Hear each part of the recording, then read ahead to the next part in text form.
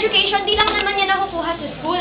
And di lang yan nakukuha sa environment nyo or sa tahanan nyo. Pwede nyo rin yan makuha sa sarili nyo. Alam nyo kung ano yung tama at mali. And kayo yung magdedesisyon nun kung ano yung gagawin nyo. Kung susundin nyo ba yung tama nyong konsensya or gagawa kayong mali para lang sinasabi nyo makakuha ng pera or something na magbe-benefit kayo.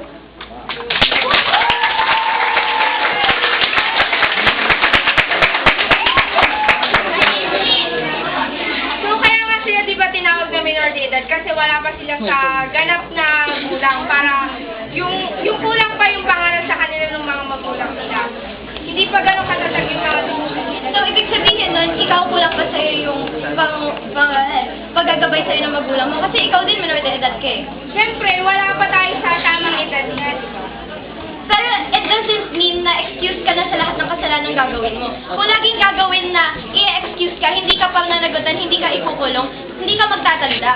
Eh kung ikukulong naman yung tao, syempre parang... Yung nga ito magtatanong, hindi ikaw yung tatanong.